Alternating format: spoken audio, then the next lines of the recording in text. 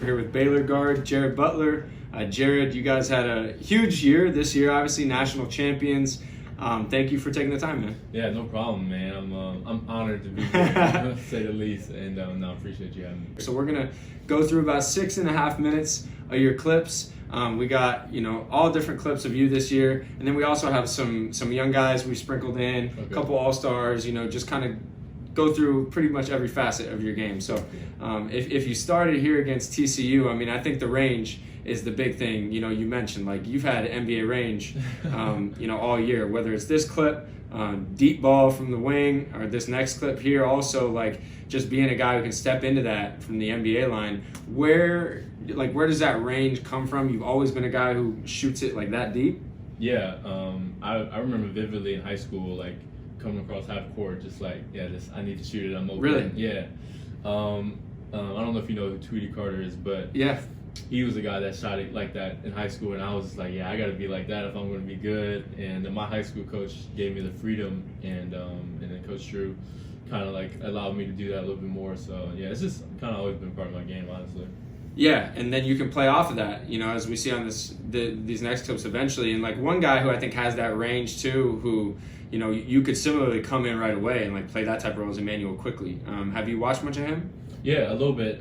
I've been just really impressed how he's like stepped in and kind of adjusted really well, and I like his game. I like his toughness too.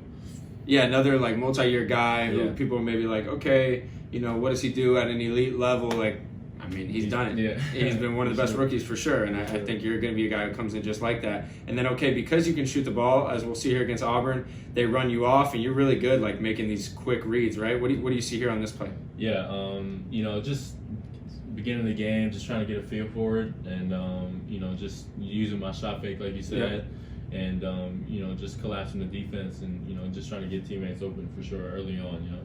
And you're really comfortable passing off the dribble like that too. We'll show that a little bit more as well. And so it's not just standstill either, right? As you see in this next clip against Texas, like you're really comfortable kind of sprinting off screens too.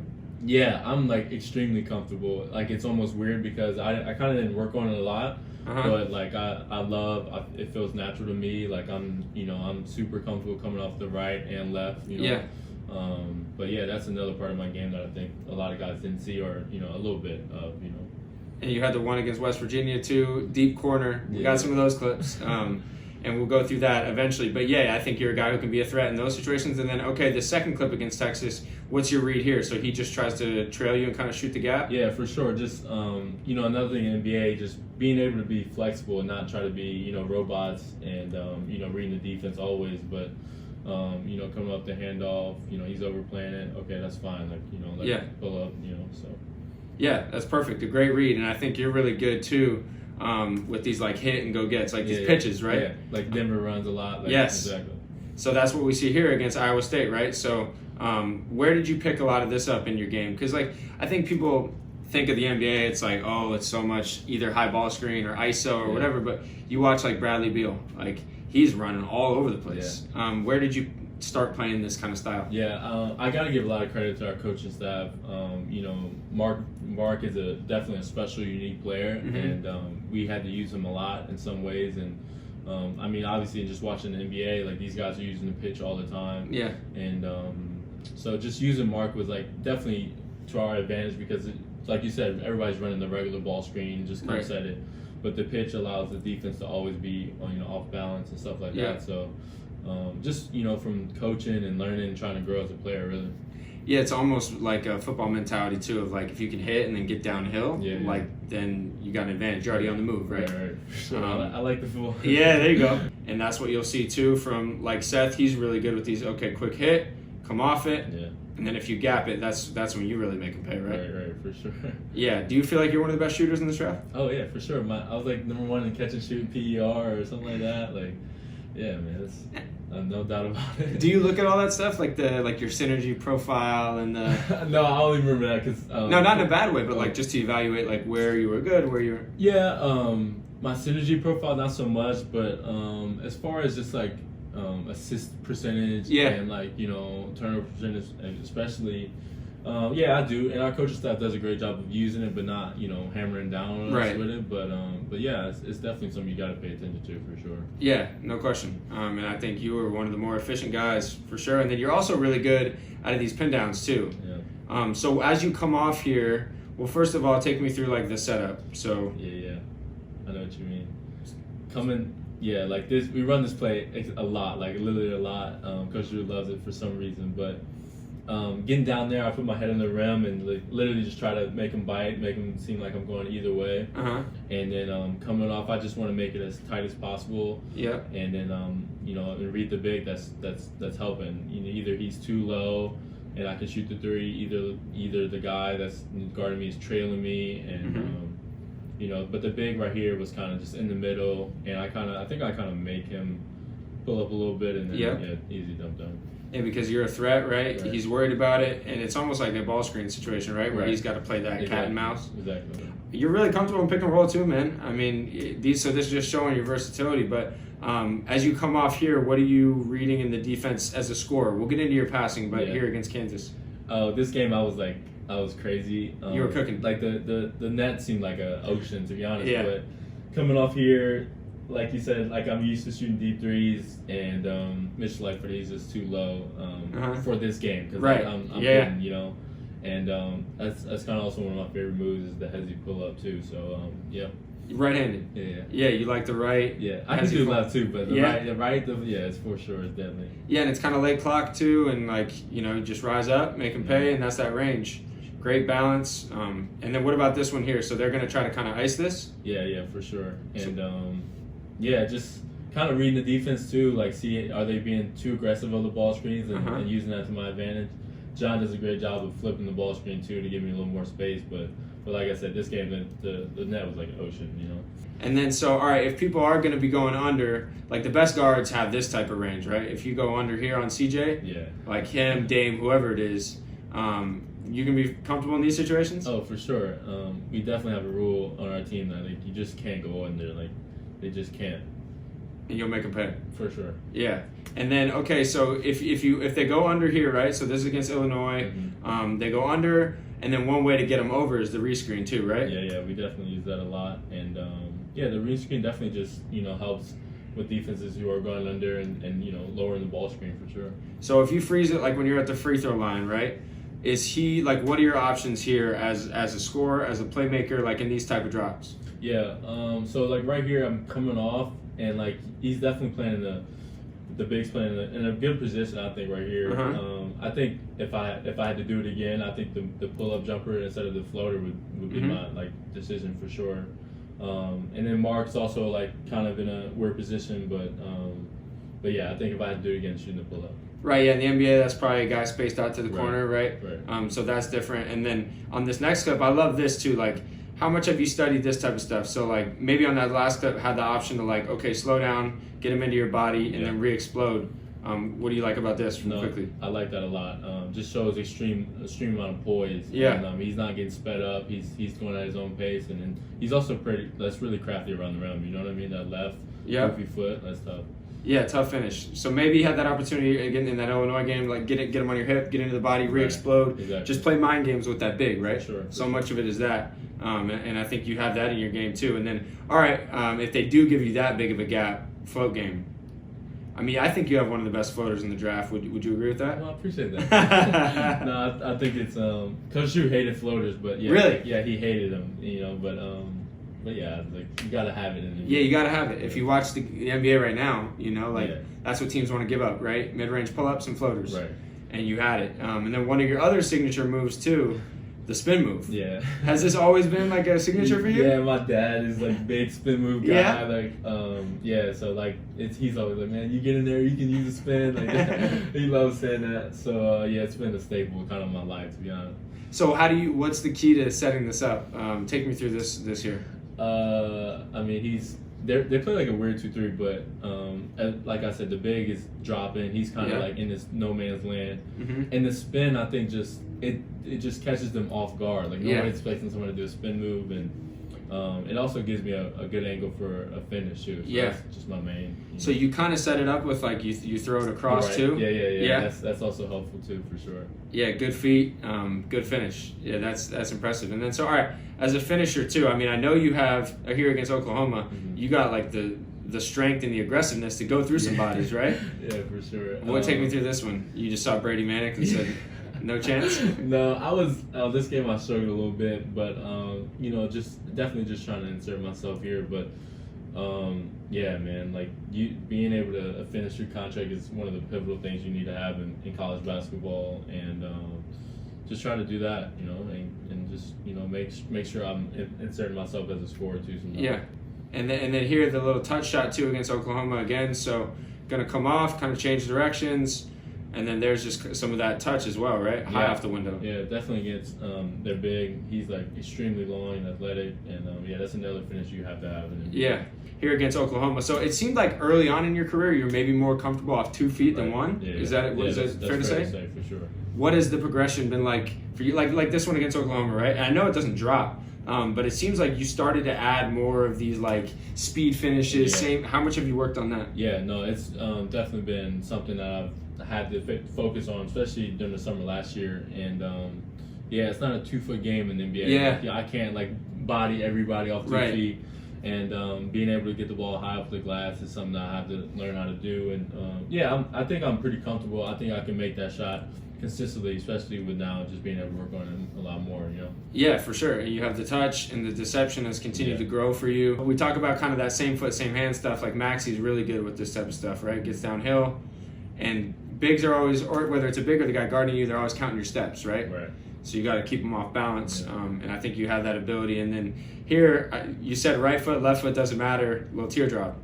Yeah, gotta have it. You gotta have the shot in the game, Yeah, great touch there. So one thing I was really impressed with, like that maybe wasn't the case like earlier in your at least college career, was your passing, like in pick and roll, and not just like hit the big, but you can make the skips, you can hit the lift. How much of an emphasis was that for you? I know you were 8 assist guy in high school, but maybe different level. Right. Like what went into, I guess, becoming the level of passer that you are now? Yeah, I kind of like to be honest with you, I was like, man, I just need to score. Like it was really like a mindset change of like this is important too. Right. Or I didn't realize that guys wanted to see that, or NBA wanted to see that more so, and I wanted to be a 5 assist guy. Like I wanted to be, I felt like I had the ability to do that, and definitely this year I wanted to show that I can pass, because I felt like I was definitely an underrated passer, and definitely a point of emphasis. Yeah, for sure. And these side ball screens, empty side ball screens, pretty easy, right? Like just come off, throw it up to your big fella. That's what he loves. Yeah. And that's impressive too, though. Like the pickup there. Yeah. No. I see what you're saying. Like just. No, 2 hands. Yeah. That's huge. And then all right, so this next one here, hitting the roller. What are you reading in the defense? Like they're a little confused. For sure. What are you looking at in terms of their tags? Yeah. So unfortunately, we don't have we have 2 bigs like in the ball screen, so we don't have like a shooter. But just trying to see who's making the mistake, who's helping, who's tagging, and I trust my big Flo right here for sure. And they just kind of mess it. You got to make them wrong every time in the ball screen. Yeah, so they have 2 on you, and then the big kind of stays with John, right? Yeah. And then so it's up to that weak side guy, the MIG or whatever people call him. Yeah. And then so if he's helping, then where do you go with it? Oh, definitely LJ Cry in the corner. I actually hit him in this game, kind of the similar play where the guy, he helps too much. Yeah. And so I think it's the next clip, actually. I think it's the next clip. Yeah. Here we go. So, all right. So now, what do you see on this one? So, first of all, the setup is really good. Like, how important is that for you? Yeah, that's pretty huge. Just so you can come off the ball screen and have a clean look. You know what I mean? And the easier or more behind the guy is, the easier your read is. And then coming here, I just felt like the guy's already helping, already in the middle of the paint. And LJ, he's a shooter for me too. Yeah, and that's right on the money too. Off the dribble, like you said, one-handed, whip to the corner, he steps into it, cash. And so, all right, comfortable going to your right? I'm curious if you had anything with your left here as you come off. So take me through this one against Kansas. Yeah, I think Kansas does a great job of tagging. Coach Abaji is definitely an extreme athlete. I'm going to be playing against guys like that in the league. And I think going left is definitely extremely hard. You keep that left hand, one-handed pass is, a high-level pass. And I just think right here I was just telepathing. Like Ochabaji's done this a million times where he tags and gets back to the shooter. Yep. But I think if I had to do it again, definitely the setup at the ball screen, I have more room, or come off a little faster to get Mitch Lightfoot, biting a little more. But yeah. And if your guard is already in the deep corner, then maybe it's different, right? And then so kind of a similar situation, right? On this one, Kansas State, and you do hit that corner going left. What do you see on this one?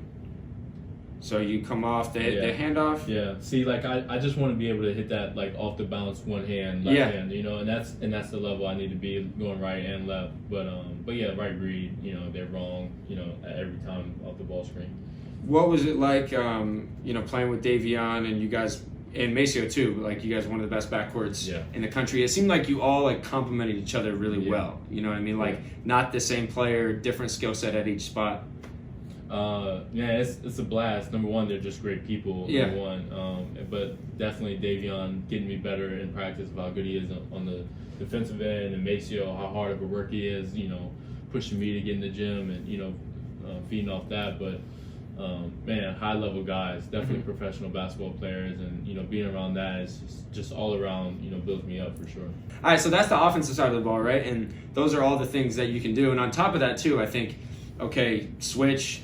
Big on you, like you've got that hezzy too, you can play off of it, right? You got the floaters, we talked about all that. So again, not a lot of holes offensively, and then defensively too, one of the best defenders in the country. So all right, we got a few clips here then. So Io, what does he like to do, and what's the key to kind of speeding him up here? He's definitely heavy drive right guy, and just kind of in my head playing him that he's going right, and just wanting him to go left, but definitely, fast. He likes to almost drive around you type guy. So, So then you cut off his right, and then who is this? Trent Frazier, this next one? Yeah. And he's a quick little lefty, right? Yeah, he is. So what do you do here? Beat him to the spot? Yeah, and just sitting and using my chest. Yeah. Like what we call it, and just almost being the opposer instead of being on the defensive side. You see what I'm saying? So, yeah. But yeah. Like mirroring him. Right. And then even Corbello here too, right? So just showing like, three different types of guards you're able to kind of bother. And then Sharif Cooper, another guy who came in with a lot of hype, right? Had some big games. I mean, what's the key to defending him in this situation? Yeah, I think inefficient shooting at the time, and just he's great at getting in the lane and making guys pay. But yeah, just definitely almost giving him some space to shoot and almost closing out later, Yeah, a lot of that's IQ, right? Yeah. Understanding he wants to get, knowing the scout. He wants to get downhill, so give him a little space, just enough to where you can test. And then, here's another one, now against like a bigger body dude, right? So take me through this one, and what's the scout on him? Yeah, he's a lefty too. And I think right here the biggest thing was using my chest and staying as low to the ground as I can, and contesting a tough two. I'm living with that with a contest, and but just definitely using my chest and staying low to the ground. Yeah, the balance is really good there. You can see your ability to stop and then still fight to get the contest. Like you said, non-paint twos, right? That's what you want to give up. Yeah, for sure. Really good. And then here kind of in semi-transition too, just showing the quick hands and the fight, right? Matt Coleman, what's going through your head here as he's attacking you? Matt Coleman's extremely fast, but this is for the Big 12 championship or Big 12 title, and I got to play defense. So and then also for me, it's like anytime the ball's on the ground, 50-50 ball, I gotta have it. Gotta have it. Yeah, that's that Baylor mentality, right? Yeah, sticky fingers. No, that's great defense and a good read. He likes to get back to that left hand. Really, really good stuff. And then here again, so you're off the ball, closeout situation, the activity. I mean, what about this? So what's your read on this closeout to Greg Brown? Yeah, it's Greg Brown, but still got to be able to touch him when I close out, high hands, and the chest is also important. Mesa does a great job of helping me too, and but yeah, getting that 50-50 ball. Using my hand as much as possible and coming away with it. And a lot of it too is you can see you're reading Kai Jones's eyes, right? Right. And then right as he passes. Yeah, I'm there on time. Yeah, for sure. And I know it's Greg Brown here, but that might be JJ Redick. That might be, and so having an understanding of, okay, I'm going to go in the fight of the pass, and I'm going to be there, and then we're active, we're out and running. And then off the ball, too, just to kind of wind down, you're a guy who got a ton of steals. Did you lead the conference in steals? Yeah, I did, and I was like top 10 in the country. Yeah. How much of that is IQ, quick hands, scheme, all that? It's definitely, I think, like 58, 60% IQ, and then also just having, when I say IQ, I mean awareness of like this is going to happen, right? The feel of the game. Yep. And then the other 40% is just reacting. So, yeah. And that was for me. It was just reacting to these opportunities that I've seen a lot. Yeah, and reading the game quickly. Yeah. So I thought this was really good too. So what's your role in this situation? This is a big time play and a big time game. So let's go to the beginning of this play. This is what, the Big 12 tournament? Yeah. All right. So first of all, exchange, right? Walk me through this. So you're gonna switch with Davion. Switch with Mace, and then like I said, I'm looking. They mess up on the switch. Sometimes we switch 1 through 5, 1 through 4, and as I'm just looking, I'm just like, oh, they messed up. Just help the helper. Yep. And just making play on the ball was the biggest thing. Yeah, that's the type of toughness though that we're talking about, right? Yeah. And having the awareness too, like, okay, you're not just asleep, completely locked in your man. And just don't get it either. Right. Yeah, go get him. And a little bit of the 2-foot bounce we talked about, the football background, and then just to end it too, like these type of instincts, kind of stunting at him, jumping in the passing lanes, right. And then the finish. What do you see on this one? Yeah, just closing out. I mean, I know I'm kind of what I call it screwed, 2-1, and just reading the game. I played many possessions, so he's gonna pass it and just jumping the sticky fingers. I also like to call it. Yeah, I love it, and that's turning defense into offense. Yeah. So like I said, man, not that many guys in this draft have the resume that you do. Whether it's what you've done at the collegiate level, the winning, the fact that you can play on the ball, off the ball, pick and roll, handoffs, you can sprint around, stagger screens, defend, and so. Why do you think it is that, I ask this to everyone, but there are players all over the world, right? Some in college, some in Europe, some in Africa. All these guys in the NBA, like C.J. McCollum and Tyrese Maxey and Emmanuel Quickley, like they don't want Jared Butler coming in and taking their paycheck, right? So why is it that you can be someone who really breaks through and who isn't just like a roster guy, but like someone that will look back in 4 or 5 years and say, like, damn, how did Jared Butler go to 21? Yeah, like I said, like no, the mental aspect of the game, I think, is so huge and so important. I can be drafted at 15 to 20 guy, but like in my head, I'm more of like, no, like I'm going there to win. I'm going to win an NBA championship. That's my goal. And so I think those are the type of guys that last. And like a guy like Jokic, I see like. Yep. I don't think he, I think his mental awareness and mental stability is just off the charts. And I think that's why I'm different from most guys. All right, Jared Butler, I appreciate you taking the time, man. Best of luck throughout the process. I appreciate it. Thanks for watching ESPN on YouTube. For live streaming sports and premium content, subscribe to ESPN+.